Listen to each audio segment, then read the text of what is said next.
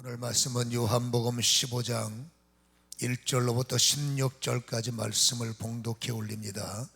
나는 참 포도나무여 내 아버지는 농부라. 물은 내게 붙어 있어 열매를 맺지 아니하는 가지는 아버지께서 그것을 제해 버리사, 무릇 열매를 맺는 가지는 더 열매를 맺게 하려 하여 그것을 깨끗하게 하시느니라. 너희는 내가 일러준 말로 이미 깨끗하여 졌으니 내 안에 거하라. 나도 너희 안에 거하리라. 가지가 포도나무에 붙어있지 아니하면 스스로 열매를 맺을 수 없음 같이 너희도 내 안에 있지 아니하면 그러하리라. 나는 포도나무여 너희는 가지라. 그가 내 안에서 내 안에 내가 그 안에 거하면 사람이 열매를 많이 맺나니 나를 떠나서는 너희가 아무것도 할 수 없음이라.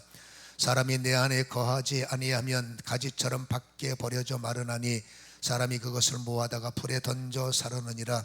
너희가 내 안에 거하고 내 말이 너희 안에 거하면 무엇이든지 원하는 대로 구하라. 그리하면 이루리라. 너희가 열매를 많이 맺으면 내 아버지께서 영광을 받으실 것이요 너희는 내 제자가 되리라. 아버지께서 나를 사랑하신 것 같이 나도 너희를 사랑하였으니 나의 사랑 안에 거하라. 내가 아버지의 계명을 지켜 그의 사랑 안에 거하는 것 같이 너희도 내 계명을 지키면 내 사랑 안에 거하리라. 내가 이것을 너희에게 이르면 내 기쁨이 너희 안에 있어 너희 기쁨을 충만하게 하려 함이라. 내 계명은 내가 너희를 사랑한 것 같이 너희도 서로 사랑하라 하는 이것이니라. 사람이 친구를 위하여 자기 목숨을 버리면 이보다 더 큰 사랑이 없나니 너희는 내가 명하는 대로 행하며 곧 나의 친구라. 이제부터는 너희를 종이라 하지 아니하리니 종은 주인이 하는 것을 알지 못함이라. 너희를 친구라 하노라 하였노니 내가 내 아버지께 들은 것을 다 너희에게 알게 하였음이라. 너희가 나를 택한 것이 아니요 내가 너희를 택하여 세웠나니 이는 너희로 가서 열매를 맺게 하고 또 너희 열매가 항상 있게 하여 내 이름으로 아버지께 무엇을 구하든지 다 받게 하려 함이라. 아멘. 합심으로 받을 은혜를 위해서 기도합니다. 자비로우신 아버지 하나님, 이 시간에 성령의 은혜가 예배하는 모든 자들을 아버지 주도하시고 연약함을 장악하시고 고난함을 아버지여 고난 속에 기름 부으시기를 원합니다. 오늘도 수고의 짐을 갖고 나왔으니 주 안에 풀려지게 하시고 내 마음속에 여러가지 연약한 것들을 아시오니 주님의 임재 속에 우리의 혼돈과 공허와 연약함, 마른 뼈다귀 같은 약한 것들이 성령의 생기와 말씀의 생수를 통하여 아버지 채워지고 넘치고 회복되는 은혜가 예배를 통해서 부어지게 도와주옵소서. 오늘도 아버지 말씀을 받길 원하오니 길을 열어 아버지여 주님의 아버지 뵙기를 하게 하시고 아버지 눈을 열어 아버지 주의 말씀 속에 거하시는 하나님의 나라를 목격하게 하여 주옵소서. 나의 심령이 옥토가 돼서 잘 박힌 아버지 말씀이 되며 그 말씀이 연약한 나를 찔러 쪼개 상처와 고통과 암병과 저주와 질고가 끊어지는 시간이 되게 하시고 아버지 예배를 통해서 살아나고 회복되는 영광이 임하게 하여 주옵소서. 지금 이 시간에 주님 앞에 맡깁니다. 예배를 의탁합니다. 방해하는 어둠들이 파괴되게 하시고 오직 성령 안에서 듣는 자 말하는 자 일체가 되게 하시고 아버지 감동이 있고 감화가 있고 아버지여 참으로 주님 앞에 온전히 깨어지는 복종의 시간이 될 수 있도록 역사하여 주옵소서. 입술을 초도하시옵소서. 예수님의 거룩하신 이름으로 기도하옵나이다. 아멘. 요한복음 11장은 주님께서 나사로를 통해서 부활이 사실임을 입증해 보이셨고, 그리고 12장은 마리아를 통해서 죽음을 예비하는 것이다 말씀을 하셨고, 여러분 13장에서는 바로 유다가 예수님을 팔아먹는, 그리고 예수님을 팔기 위해서 그 거처를 나가는 장면을 우리에게 보이셨고, 14장에는 점점점 죽음이 임박해 오셨기 때문에 근심할 제자에게 절대 근심하지 마라, 그렇게 14장은 주제로 말씀하셨기 때문에 여러분 요한복음은 11장서부터 더욱더 21장까지 주님의 십자가를 향하여 주님의 부활을 향해서 한 주제의 말씀으로 우리에게 말씀해 주시고 있다는 사실을 먼저 이해할 필요가 있다 그 말입니다. 여러분 15장에 와서 이 15장은 비유에 대한, 포도나무 비유에 대한 설교인데, 여러분 이 포도나무 비유의 핵심 주제는 여러분 요한복음 11장과 21장까지 연결되어 있기 때문에 이 내용을 별개로 떼서 설교를 해도 은혜는 되지만 우리가 이 메시지를 좀 더 정확하게 이해하려면 주님께서 이 포도나무 비유를 왜 기록하셨는지 그 내용을 우리는 파악할 필요가 있다라는 것입니다. 이게 별개의 설교가 아니라 연결고리다 그 말이죠. 여러분, 제자들의 입장에 한번 서봅시다. 순수하게 제자들의 입장에서만 우리가 제자들의 입장을 생각을 해본다면 제자들은 근심할 수밖에 없는 겁니다. 왜냐하면 보세요, 주님의 손을 잡기 시작했습니다. 그들이 주님의 손을 잡는 순간 직업을 포기했고, 그들이 주님을 손을 잡는 순간에 모든 걸 버리고 오직 주님의 손 하나 잡고 주님을 쫓았지 않습니까? 이거 우리가 해왔던 말씀이에요, 요한복음 강해에서. 그때 여러분, 주님의 손을 잡는 순간부터 그들은 신바람 나기 시작했었지 않습니까? 선생이라는 말을 듣고 청탁을 받기를 시작하고, 그분의 이름으로 파송될 때마다 정말로 세상이 감당할 수 없는 역사들이 제자들을 통해서 일어났기 때문에 주님의 손을 잡고 사는 그 순간에 이 제자들은 신바람 나고 육은 피곤했지만 정말로 하루하루가 기뻤다는 사실을 우리에게 보여주지 않았겠습니까? 여러분, 그랬던 주님의 손을 놓으라는 거예요. 이제 손을 놓고 나는 떠나야 된다, 이 시점을 점점점 제자들에게 말씀하고 그때가 다가오고 있기 때문에 여러분, 제자들이 이것 때문에 낙심하고 이것 때문에 마음고생 많을 건 뻔한 거지요.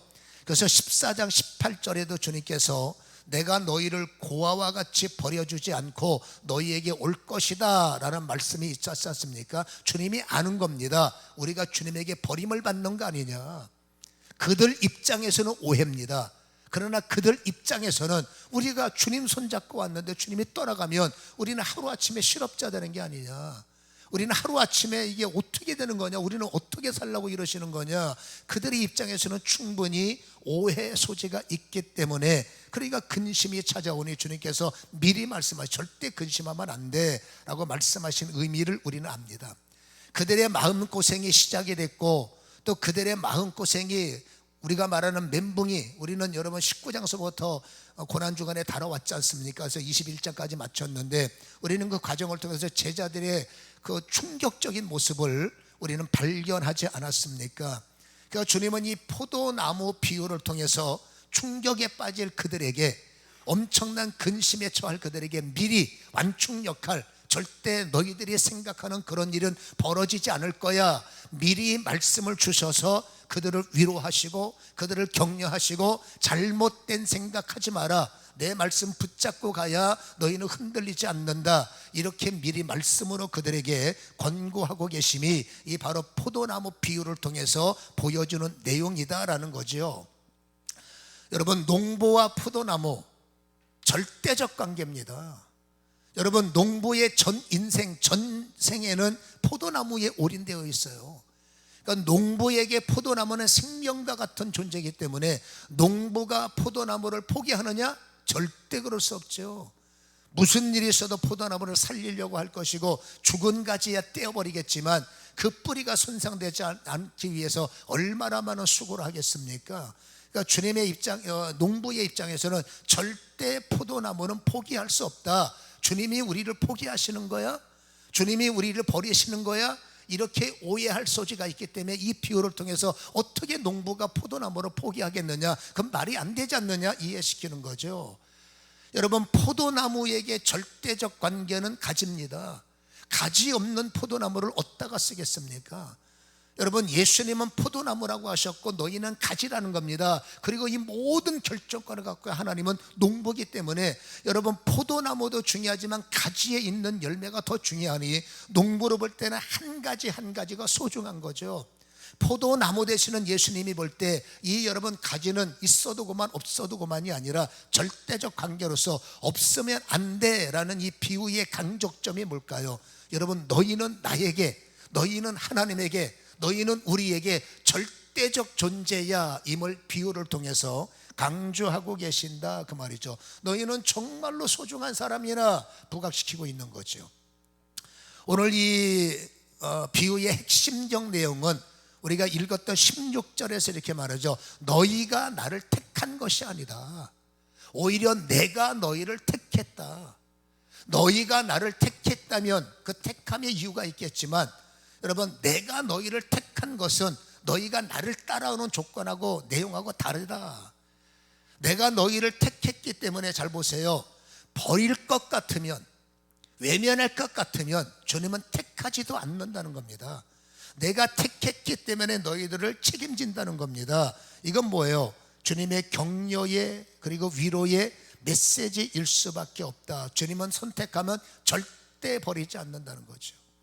우리가 성도의 선택을 입었을 때 때를 따라 오해하고 때를 따라 스스로 힘이 없어 주저앉을 때 스스로 오해를 만들어 놉니다. 하나님이 나를 사랑하지 않네, 내가 교회에서 필요하지 않는가 보지, 스스로 생각하고 스스로 판단해서 스스로 번아웃 되는 사람들이 많아요. 그러나 여러분 주님이 나를 버릴 것 같으면, 다시 말합니다, 택하지도 않았다니까. 주님이 나한테 속으셨습니까? 이 인간이 완벽한 줄 알았더니 완전히 이상하네. 주님이 나한테 속으셔서 내가 잘못 생각했다, 너는 내가 생각했던 존재가 아니야, 그러니까 필요 없어, 이런 분이 아니지 않습니까? 여러분, 주님은 압니다. 그래서 오늘 이 포도나무 비유를 통해서 우리를 향한 주님의 의지를 우리는 발견할 수가 있는데, 자 보세요. 자격이 있느냐? 없습니다. 베드로가 자격이 있습니까? 없습니다. 저들이 자격이 있습니까? 없습니까? 없습니다. 여러분, 어떤 사람이 하나님의 눈으로 볼 때 만족할 수가 있겠습니까? 전부 다 자격이 없는 겁니다. 주님의 입장으로 볼 때는 결점투성이에요. 베드로도 결점투성이, 여러분 바울도 결점투성이, 저 역시도 결점투성이, 여러분 역시도 다 결점투성이. 완벽하신 주님의 눈으로 볼 때는 모든 인간이 자격도 부족하고 결점투성일 수밖에 없기 때문에 그걸 알고 부르셨는데 왜 나를 포기하겠습니까? 주님이 나를 선택하셨을 때는 결정하셨습니다. 내가 너를 고쳐서 쓸 거야. 이것을 결정하시고 나를 부르셨다는 사실을 우리는 기억할 필요가 있다라는 겁니다. 물론 육신의 눈으로 볼 때는 여러분 참 괴로운 거죠. 더 결점 많고, 생각보다 허당이네, 생각보다 더 결점투성이네, 내 스스로도 나에게 이런 결점이 있어 놀랄 만큼 인간은 잘하는 면도 있지만 결점이 많아요. 그래서 육신으로 볼 때는 여러분 4절에도 말하죠. 너희 스스로는 열매 못 맺어. 오늘 읽은 본문 4절에도 내가 너희에게 열매를 맺게 하자면 너희는 스스로 절대 열매를 못 맺고 내 안에 거하지 않는다면 너희는 버려질 수밖에 없는 존재, 뭐하다가 불사를 수밖에 없는 존재. 좀 살벌한 말이죠. 그렇게 결점투성이라는 걸 주님이 안다는 말입니다. 완벽해서 완벽한 줄 알고 나를 부르셨고, 내가 완벽한 줄 알죠. 주님은 압니다. 너 허당이야. 스스로 착각합니다. 나는 잘할 수 있어. 주님이 너는 아직도 멀었어. 고만고만한 사람들 앞에서 너는 머리가 되지. 쉬운 일을 만나니까 너는 자신만만하지. 네 앞에 다가올 일이 태풍이 없겠느냐, 허리케인이 없겠느냐. 그런 일을 만나면 너 역시 넘어지고 너 역시 번아웃이야. 그렇죠? 그러니까 주님은 그걸 안단 말입니다. 그 문제 앞에 내가 곧걸어질 수 있는 가능성을 주님이 안다, 그 말입니다. 그래서 주님은 아까 말했죠. 작정하셨습니다. 결정하셨습니다. 내가 너를 고쳐서 쓸 거야. 내가 너를 만들어서 쓸 거야. 그러니까 지금도 주님은 과거의 죄인인 나를 불러다가 미래의 의인을 만들기 위해서 주님은 미래의 나를 보는 겁니다. 미래의 열매 있는 나, 미래의 내 마음의 100%는 아니지만 100%를 해서 달려가는 몸부림치는 너, 지금은 아니에요. 지금의 나의 몸부림은 먹고 사는 몸부림밖에 없어. 어떻게 하면 한 푼이라도 더, 이게 솔직히 지금 나의 몸부림이야. 그래서 인간은 주님 앞에 결점이 더 많을 수밖에 없는 겁니다. 세상 관심이 깊기 때문에 영적인 결점은 세상 관심이 깊을수록 더 많은 거죠. 그러니까 주님께서 아는 겁니다. 그러니까 그 결점을 어떻게 하든지 잘라내시고 어떻게 하든지 채우시고 어떻게 하든지 내가 다스리시고, 주님은 지금 그 싸움을 나하고 하고 계시는 거예요. 그래서 미래에 내가 원하는 너, 내게 웃음을 주는 너, 이게 주님이 나를 향한 천사진임을 우리는 기억해야 되고 반드시 그렇게 되기를 소원하죠. 주님께서, 그래서 오늘 여러분 주님께서 부족한 나를 아시기 때문에 2절에 이런 말씀을 하는 겁니다. 물은 내게 붙어 있어 열매를 맺지 아니하는 가지는 아버지께서 제하여 버리시고 무릇 열매를 맺는 가지는 더 열매를 맺게 하려 하여, 잘 들어보세요, 그것을 깨끗하게 하시느니라. 주님이 결정하신 겁니다. 내가 너를 깨끗하게 할 거야. 주님이 작심하신 겁니다. 3절, 너희는 내가 일러준 말로 이미 깨끗해졌다. 아닙니다. 지금은 결점투성이에요. 그러나 주님은 이렇게 확정하십니다. 너는 이미 내 말로 깨끗해졌어. 사실은 허당이고 사실은 결정이지만 내 말은 완성형이기 때문에 내 말에 거하고 있는 너희기에 네가 바깥에 있으면 장래가 없어요.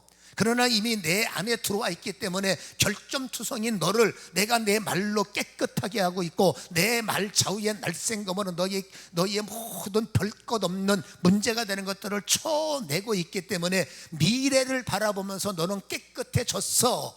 그것을 주님이 확정하셨다라는 거예요.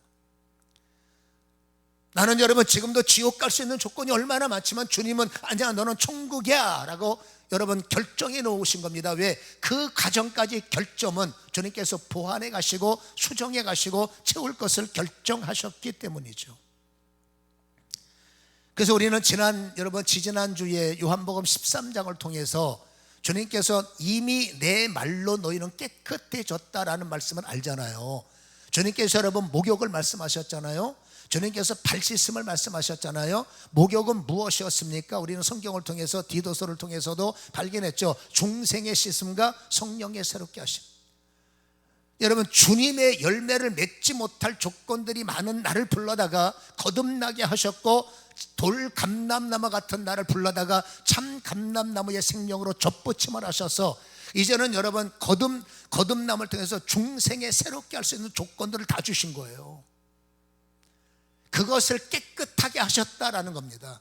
여전히 아직도 결점 많지만 끝없이 내가 너를 계속 내게 붙어 있는 너기에, 어쨌든지 너는 교회 오잖아, 어쨌든지 너는 내 말을 듣잖아, 어쨌든지 너는 예배 자잖아. 그러니까 너는 점점점 내가 너를 깨끗하게 할 것이고 너는 내 말을 받아서 너는 깨끗해질 거야. 이렇게 주님은 여러분 결정하신 거다 그 말이죠. 여러분 허점 많은 인생들이기 때문에 우리는 주께 붙어 있지 않으면 언제 어떻게 넘어질지 누구도 예측할 수가 없습니다. 선 줄 알거든 조심해야 돼. 그렇죠? 왜? 허점이 많아. 여전히 여러분 넘어질 허점, 여전히 실수할 허점, 여전히 쓰러질 수 있는 허점들이 많기 때문에 이 허점을 그나마 이길 수 있는 방법은 주님과 접붙임이 이루어져야, 내 안에 거해야 우리는 허점을 이길 수가 있다 그 말이죠. 여러분 주님은 처럼 원치 않습니다. 유다처럼 되는 꼴 주님은 원치 않아요.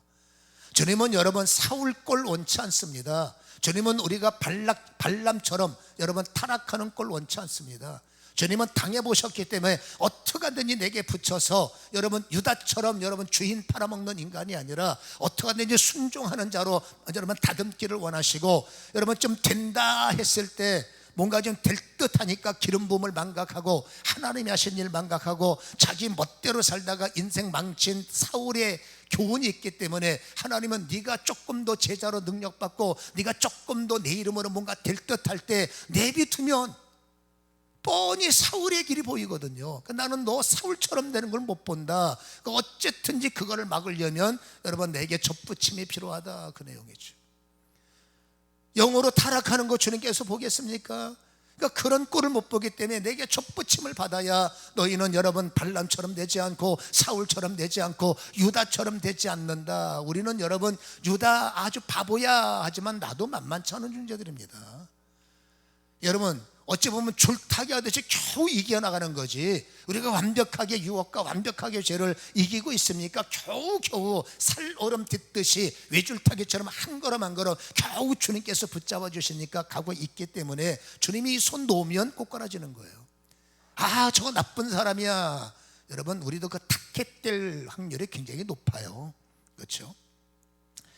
그러니 보세요, 십자가만이 여러분 결점 있는 사람들이 결점을 이길 수 있는 유일한 방법은 십자가를 통해서입니다.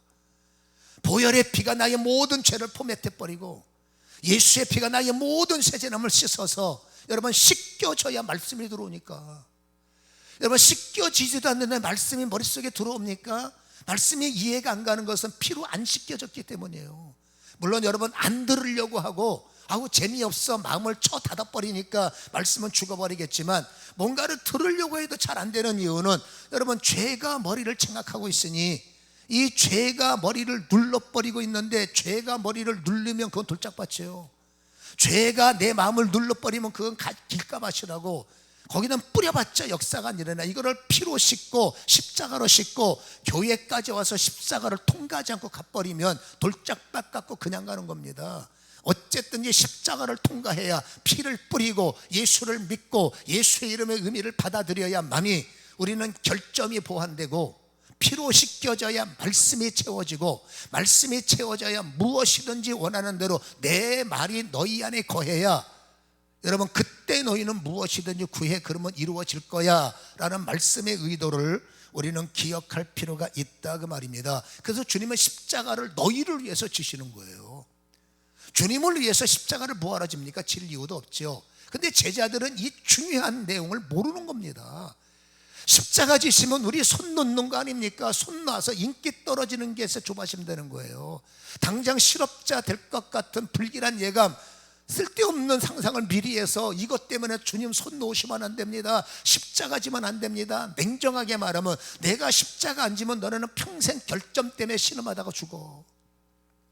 내가 십자가를 안 지면 평생 너는 결점, 네가 어떻게 결점인 죄의 근본인 사단을 이길 거냐. 십자가만이 사단을 파괴시키고, 보혈의 피만이 죄를 압사시켜버리고, 예수의 이름만이 내 삶을 새롭게 할 수 있기 때문에 너희를 위해서 십자가를 지는 것이죠. 그러니까 십자가 없는 구원, 십자가 없는 온전함, 십자가 없는 완성은 이게 불가능한 겁니다. 그러니까 반드시 주님은 고통스럽지만, 오직 했으면 여러분 겟세마네 고통에 통증이 있었겠습니까? 그러나 내가 제자들을 살릴 수 있는 유일한 방법은 십자가를 지는 거예요. 그래서 주님은 십자가를 져야 되는데, 말씀이 없는 사람들이, 철없는 제자들이 절대 안 됩니다 라고 여러분 말리고 있는 것, 그것 때문에 근심하는데, 솔직히 여러분 실업자 될까 봐 근심하는 거죠. 제자들은 믿음이 부족할 때니까. 이해는 되지요. 여러분, 십자가를 지시지 않으면 우리는 끝까지 결점투성일 수밖에 없고, 여러분 결점이 제거되려면 반드시 말씀이 뚫려야 되는데, 이 말씀을 뚫기 위해서는 피가 내 머리를 씻어내고, 복잡함을 예수의 피로 씻어내고, 보혈 찬송 부르면서 내 마음을 씻어내고, 두려울 때 보혈의 찬송, 괴로울 때 보혈의 찬송. 이게 귀한 약이 있는데도 잘 안 드시더라고. 여러분, 병원 가면 여러분 오래 걸려요. 하여튼 마음의 상처, 마음이 복잡할 때는 여러분 보혈의 피에 대한 찬송가, 여러분 이건 진짜 명약입니다. 이거를 여러분 30분만 불러보세요. 웬만한 질병들은 뚫립니다. 여러분 안 되면 1시간 불러보세요. 병원 가서 왔다 갔다 시간 1시간 걸려. 그러면 병원 간다고 생각하고 보혈의 찬송 한 절만 계속 믿음으로 부르면 여러분 뚫리게끔 되어 있는 거예요. 그래서 가지된 우리가 포도나무로부터 여러분 진액을 받아 먹어야 되는데, 성도는 당연히 하나님의 말씀을 받아 올려야죠. 여러분 피로 나를 씻어야 말씀이 이해가 되고, 이해가 되는 말씀이 내 안에 진행이 될 때 성도는 말씀이 채워지기 시작하는 거예요. 여러분 말씀이 채워지는 성도는 분명히 큰 일을 감당할 수 있고 많은 열매를 맺을 수가 있는 거죠. 7절에 너희가 내 안에 거했으면 내 말이 너희 안에 거하라. 여러분 주님의 말이 내 안에 거하면 무엇이든지의 문이 열리는 겁니다. 말씀도 없으면서 이 말씀을 은혜가 돼서 그냥 구하면 되는구나, 말씀이 없으면 죄송하지만 안 돼요. 그래서 여러분 이 성도는 어쨌든지 말씀을 통해서 힘을 얻고, 이 힘으로 주님이 원하는 열매를 맺는 사람이 되어야 된다는 거예요. 여러분 열매는 무엇을 말할까요? 우리는 이 열매를 개인의 삶의 축복적 말씀으로 적용을 해서 이것저것 열매 주세요, 저것저것 열매 주세요. 학벌의 열매, 기업의 열매, 무슨 집에 대한 열매, 가문의 열매 열심히 구하시는데 그거 나쁜 건 아닙니다. 받으셔야 되지만 여러분 성경에는 순서라는 게 있고 질서라는 게 있는 거예요. 오늘 성경이 말하는 열매는 죄송하지만 개인 열매가 아닙니다. 이거는 주님에 관한 열매를 맺으라는 거지 너 개인 열매를 맺으라는 게 아니죠. 그래서 여러분, 이 열매를 보면 주님이 원하시는 영원 구원의 열매를 맺으라는 것이고, 영원 구원을 위해서는 하나님 나라가 확장돼야 되니, 하나님 나라 확장을 위해서 교회는 여러분 어떡합니까? 부득불 힘 있는 교회가 돼야 되니, 너희는 교회에 열매 맺는 자, 너희는 영혼을 위해서 열매 맺는 자. 그래서 선교하는 일 멈추지 마라, 전도하는 일 멈추지 마라, 예배를 통해서 힘을 얻으니 더 예배를 드려야 된다. 이게 열매입니다. 예배는 열매요, 선교는 열매요, 전도는 열매요, 기타 등등이 주님이 원하시는 열매이기 때문에, 교회여 죽은 영혼들을 초청하라, 성도여 방황하는 영혼들 뭐하고 있나 찾아내라, 그리고 함께하는 사람들아 고통의 영혼들을 이끌어내라. 이게 열매란 말입니다. 이끌어내어서 하나님 나라에 입성시키고, 그 하나님 나라는 하나님이 주시는 강한 힘을 가지고 그 방황하는 영혼들의 방황을 멈추게 하고, 고통당하는 영혼들의 고통을 멈추게 하는 것. 여러분, 육신적으로 아파요, 그걸 말하는 게 아닙니다. 영혼의 방황을 말하는 겁니다.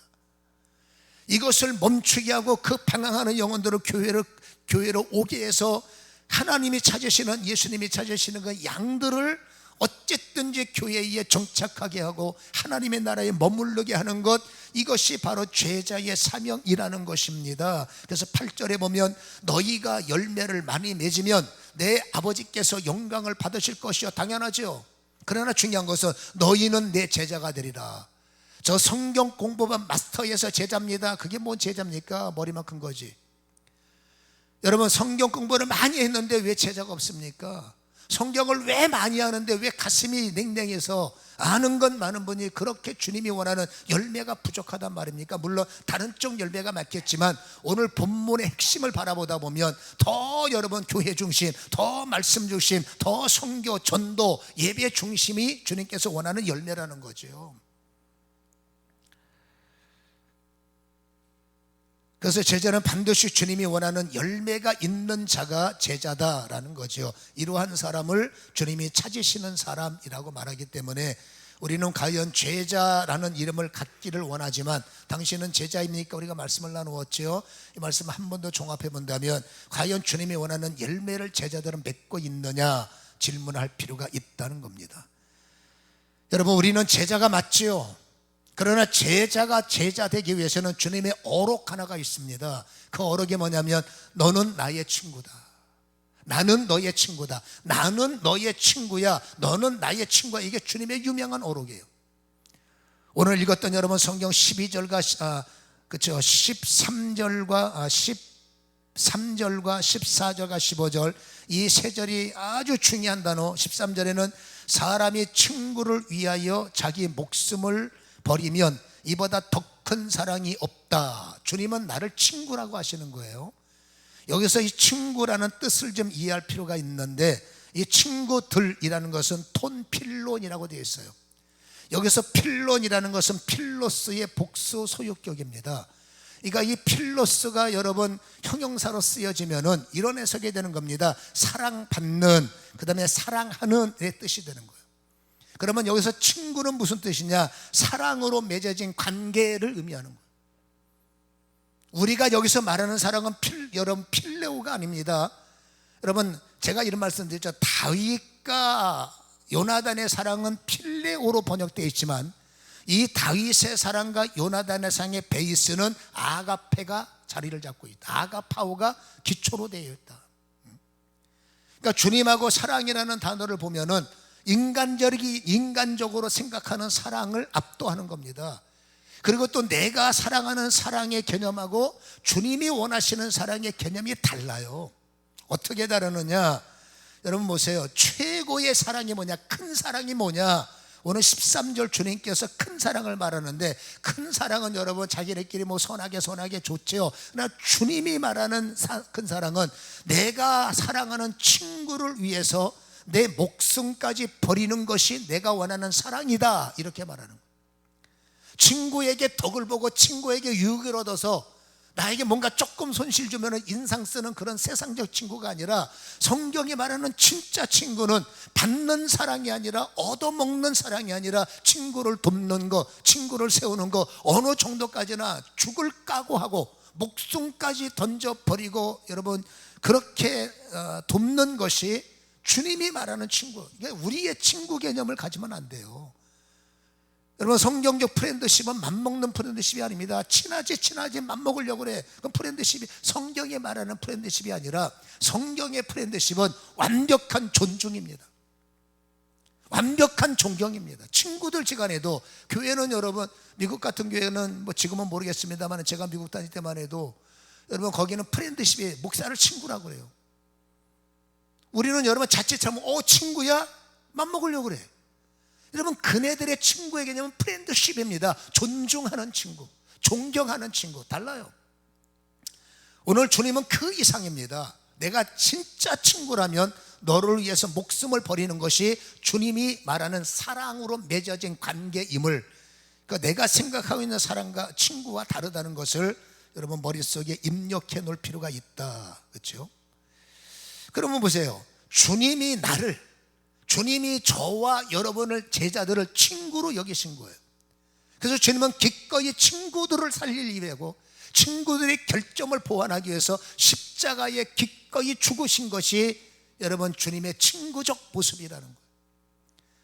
그리고 나의 친구 되시는 주님이, 그러니까 여러분, 나를 위해서 주님을 원하면서 주님이 내 친구라는 말을 쓰면 그건 여러분 신성모독이 되는 거예요.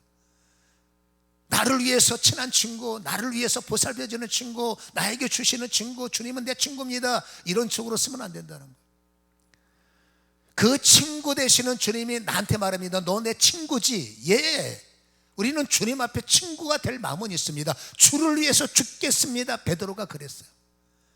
여러분, 동작 빠른 베드로에게 11 제자가 순서를 놓쳐서 그랬지, 여러분 그들도 베드로의 고백을 듣고 주님의 칭찬을 때 속으로 나도 주님 사랑해요, 나도 주를 위해서 죽을 수 있어요, 저 인간한테 내가 동작이 들어서 뺏긴 것 버리지 우리도 얼마든지 죽을 수 있어요, 이 마음은 다 품었을 거란 말입니다. 제자들은. 그러니까 이들 보세요. 주님의 친구냐? 예스. 주를 위해서 죽을 수 있냐? 당연하죠. 여러분, 인간과 주님의 사이에는 이 사랑은 어느 정도 성립되는 건 인정합니다. 주님은 나를 위해서 죽는 건 정해졌고, 내가 주를 위해서 죽을 각오한다, 이게 은혜가 되면 가능해진다는 겁니다. 그때 주님이 다시 정리합니다. 내가 네 친구지? 예. 내가 너를 위해서 죽었지? 예. 그러면 너도 친구로서 내가 부탁한다. 나를 위해서 죽을 수 있니? 당연히 예, 죽을 수 있습니다. 현장 가면 딴 생각 나겠지만 하여튼 고백은 그런 거예요. 근데 주님은 이제는 나를 위해서 죽어라가 아닙니다. 이제는 여러분 교회가 형성됐고 주님이 원하는 양들이 형성됐기 때문에 네가 정말로 내 친구라면 내가 사랑하는 양들이 있어. 네가 나에게 죽기를 각오하고 나를 사랑하는 그 마음으로, 그 자세로, 그 행함으로 부탁이다, 내 양들을 사랑했으면 좋겠다, 이거예요. 여러분, 열매라는 것은 내 열매가 아닙니다. 열매를 맺겨는 것은 네 인생이 풍성해지는 그런 열매가 아닙니다. 오늘 이 비유에서 나오는 여러분, 이 열매는 주님이 원하시는 열매를 맺는 제자들, 그 열매를 맺기 위해서는 반드시 사랑의 관계, 친구의 관계가 형성돼야 된다는 것을 우리에게 보여주고 계신다, 그 말이죠. 그래서 12절의 말씀을 보면 내 계명은 곧 내가 너희를 사랑한 것 같이 너희도 서로 사랑하라 하는 이것이다. 새 계명을 주시는 겁니다. 듣도 보지 못한 계명. 그게 뭡니까? 하나님만 사랑하면 안 되는 거죠. 여러분, 정말로 나를 사랑한다면 내 양들을 위해서 내게 죽을 각오하고 나를 사랑하는 것을 이 양들에게 너희들을 쏟아부어서 방황하고 갈등을 느끼고 힘들어하는 그 양들이 내 아버지 집에 왔을 때 찬바람 불고 쌀쌀 맞고 못 본 척하고 내 이익을 위해서 뭐라 그럴까요? 싸움박질해서 주님이 겨우 불러놓은 양들을 쪼먹지 말고, 정말 나를 사랑한다면 내 앞에서 너희는 안 그럴 거 아니야. 주님 앞에서 누가 고개 쳐들고 주님 앞에서 누가 그런 말하는 사람이 있겠습니까? 만만해 보이니까 그러겠죠. 근데 주님 말합니다. 이제는 그러지 말라. 너 내 친구지. 친구로서 부탁할게. 저 양들에게 나에게 하듯 했으면 좋겠고, 저 양들이 실족하지 않도록 나에게 한 듯 저들에게 했으면 좋겠다. 이것이 너를 향한 새 계명이고, 그렇죠? 이러한 주님의 요청을 우리에게 들려주고 있다, 그 말입니다. 내 이름으로 모인 자들에게 내게 목숨 바쳐 사랑하듯 저들을 사랑해 줬으면 좋겠다. 이런 말씀을 우리는 기억할 필요가 있다 그 말이죠. 그러면 제자들은 맨날 남 뒤치다거리만 하다가 인생 끝장내라는 겁니까? 그건 아니겠죠. 여러분, 주의 열매를 맺는 것은 당연히 행복한 일이겠지만 오늘 여러분, 주님께서 말합니다. 나를 위해서 쓰임받고 나를 위해서 애쓰는 너희를 위해서 반드시 내가 선물을 줄 거다라고 말씀을 하시는데, 그게 어떤 선물이냐면, 여러분 오늘 읽은 15절을 한번 보세요. 15절과 16절에 보면, 자, 15절은 이제부터 너희를 종이라 하지 않고 내 친구라고 하리라, 이 의미 하나. 두 번째, 내가 너희를 택했다는 겁니다. 여러분, 택했기 때문에 여러분 어떤 은혜를 주시느냐, 16절에 택한 자들은 내 이름으로 아버지께 무엇을 구하든지 다 받게 하리 함이라. 우리가 이 말을 아주 내가 유리한 쪽으로 해석을 합니다. 그리고 귀에 쏠깃할 정도로 이 말씀을 전해서 무조건 기도하면 응답받는다라고 잘못된 정보를 입력시켜 주는 거예요, 우리한테. 우리는 무조건 기도하는 겁니다. 나한테 문제 생기며 아싸 길이 있다, 죽기 살기 기도하면 주님이 응답하실 거야 해서 무조건 내 열매를 위해서 최선을 다해서 몇 날 며칠 기도하는데 부스러기는 오는데 결정타는 안 나타나는 거예요. 그러면 또 기도에 대한 실망감이 말로 표현할 수가 없어요. 잘못 가리키면 이런 꼴이 난다 그 말입니다. 오늘 여러분 성경을 다시 보면 물론 기도에 대한 훈련 때문에 기도하면 응답이 옵니다, 이 내용은 충분히 이해는 되지만 이 본문을 그렇게 적용했다면 그 적용은 실수한 적용이다라는 거예요. 왜냐하면 다시 한번 16절을 보시기 바랍니다. 택함을 받은 너희들을 세웠다. 잘 보세요. 너희가 나를 택한 것이 아니라 내가 너희를 택하여 세웠나니, 잘 보세요. 이는 너희로 가서 열매를 맺게 하고 또 너희 열매가 항상 있게 하여 내 이름으로 아버지께 무엇을 구하든지 다 받게 하리 하심이라. 자, 주님은 내가 여러분 다 응답받기를 원하는데 단 여기에 조건 하나가 있습니다. 너희가 내 열매를 맺는 자일 때, 너희가 내 열매가 풍성한 자일 때, 너희의 삶 속에 내 열매가 풍성해졌을 때 이 풍성함을 끌어안고 내 열매들을 위해서 무엇이든지 구하면 내가 내 열매를 위해서 너에게 즉각적으로 응답할 거야 라는 말씀이에요. 너희가 내 안에 거하고 내 말이 너희 안에 거하면 중요한 것은 주님 안에 거해서 주님의 말씀대로 기도하면 무엇이든지 구한다는 건데, 주님은 여러분 인간의 정욕, 인간의 욕심 원치 않습니다. 우리는 그것 재놓고 앞 뒤에만 보고 무조건 부르짖어서 내 잔을 채우소서, 내 이 출세의 그물에 아버지 성공의 고기를 잡게 하옵소서, 나의 아버지 축복의 잔에 하나님이 넘치는 부여를 주옵소서, 충분히 이해를 하지만 여러분, 주님은 유다처럼 되는 거 원치 않으세요. 주님은 내가 사울처럼 되는 거 원치 않으세요. 자칫 잘못해서 한 사람이 교조되는 거 원치 않으십니다. 발람의 길 주님께서 원치 않기 때문에 주고 싶은 마음은 굴뚝 같지만 일단 내 중심으로 내 열매를 먼저 맺어라. 그래서 깨달아서 여러분 가슴에 하나님의 말씀을 뿌리로부터 받아들여서, 아, 제자가 할 일은 주를 위해서 하나님의 영광을 위해서구나. 제자의 사명은 내가 주님께서 내 친구가 되셔서 나를 위해서 죽으셨고 친구로서 나에게 유언하셨어. 그게 뭐냐, 나를 사랑하는 것처럼 저들을 사랑해 줬으면 좋겠다. 이 유언을 여러분 실행하는 겁니다. 유언을 무시하면 안 되잖아. 유언을 외면하면 안 되잖아. 힘들어도 유언은 지켜야 되잖아요. 친구 대신 주님이 날 위해서 죽으시고 마지막 유언 하나가 있습니다. 저들을 네가 좀 도와줬으면 좋겠다. 나를 사랑하는 것만큼만. 10분의 1만 해도 대단한 효과를 발휘하겠지만, 그래서 너희가 나는 힘도 없어요. 알아. 나는 능력도 없어요. 내가 너의 결정을 다 알아. 어떻게 하라고요? 네가 내 말에 순종해서 내 열매를 맺기 위해서 내 사랑을 간직하고 그렇게 진행하는 그 자리에 네가 무엇이든지 구하면 내가 응답할게. 네가 무엇이든지 찾으면 내가 역사할게. 이게 메인입니다. 근데 우리는 앞에 거 잘라먹고 그냥 내 개인을 위해서, 내 개인적 열매만을 위해서 여러분 난리치면서 기도하는데, 기도가 잘못됐다는 것이 아니라 기도를 잘 적용을 하셔야 은혜가 있다는 거죠. 그러면 주님께서 나에게 주신 선물 또 한 가지는 뭘까요? 아까 15절 말했죠. 너는 이 일을 진행하는 내 제자들아, 내 친구야. 내가 친구가 되는 순간에 너는 절대는 종이 아니야. 여러분, 내 친구로서 네가 희생했지, 너는 오늘부터 종이 아니라 내가 너를 나의 친구라고 인쳐버릴 거야. 여러분, 종은 오늘 15절이 말합니다. 종들은 여러분 아버지의 말씀을, 아버지의 기업자가 아니에요. 15절 뭐라고 말합니까?